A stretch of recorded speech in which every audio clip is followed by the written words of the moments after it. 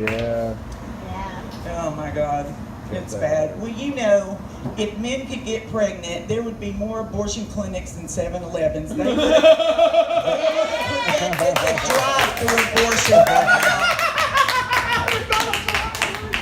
by now. They would have perfected the drive-through abortion. There's no doubt. Oh my God. But, man. True. It's so, I mean, there's so much to talk about, but it's hard to find anything funny about it, except it's just so crazy. And I really admire you for, I wish I had, like, journals from when I was 15, but I admire you for reading that, because that is hilarious. But yeah,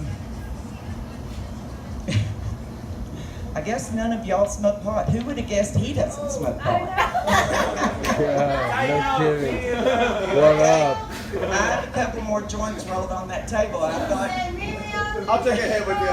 Yeah. okay, we'll light that up. And no, I was here one other time, and you were here, and you were good, but you're saying old jokes. Talking old jokes because you turned 40. You're 40? Oh yeah, I'm 40. I'd chop a foot off to be 40 again, I'm telling you. Yeah. I'm not even kidding. No, I have, my kids were, I got married in 1980, and my kids were born 82, 84, and 86, so I'm old. I remember smoking at the gas pump. I don't know if y'all know what phone booths are, but I had a beeper, had the rotary phone where you like stretch the cord, you chain to the cord, you had to pull that cord. Oh my God. Why did you hide with the phone? How far could you get away from the wall? Well, we we had a pretty long phone cord in the kitchen, but you were like, you know, stuck in the kitchen. I grew up in Knoxville, Tennessee, but I didn't grow up in the country. I grew up like in suburbia, like in between the mall and the country club. Like I never even saw like farm animals until I moved to Petaluma. But because I'm not a country girl, and I love the city. I love San Francisco. I love San Francisco. I mean, even there's some of the bums are pretty ungrateful, but bums and all, you know.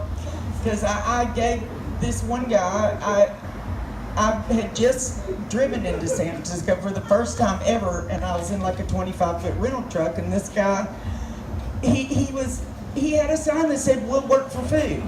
I went like 18 blocks out of my way in that truck. I had to get out of the truck to go, because I couldn't take it to the drive-thru because it was too tall. And so I got this guy a deal for McDonald's. It was like 3 cheeseburgers at the time. Who knows how much it was? It was the deal at the time. I don't know. A long time ago. But anyway. So I went like 36 more blocks out of my way to get back. You know, all around, didn't know where I was. And I'm so proud. And I pull up to the guy, and because his sign said, "We'll work for food." And I rolled down the window, and I handed him the bag, and I said, "Here's some food, and you don't even have to work for it." And he just looks at me, and he's like, "Got a cigarette?" And I was like, "You ungrateful bastard." I just snatched that bag right out of his hand. I said, "You need to make a new sign, because your sign says, 'We'll work for food.'" I said, I would respect you a lot more if your sign said, "I really need a smoke," or, you know, "God, I need a drink," or whatever. Give me money just because I'm standing here forever on the corner. But I said, "You need to make a new sign, because your sign said, 'We'll work for food,' and I'm giving you food and you don't even have to work for it." I was so mad, I was shaking. I was fit to be tied. I drove down, I didn't have to get very far. I drove like down to the next corner, and there was a guy standing there, and he had a sign that said, "We'll work for food." And I said, "Here's some food, and you don't even have to work for it." And he was like, "Oh, thank you, God bless you." And he was so nice. I said, "Do you need a cigarette?" And I gave him a pack. Because I had a partner in the car, you know. Thank you. Fuck yeah, dude. That was Give it up awesome. for Chassy, everybody! Yeah, Chassy, yeah.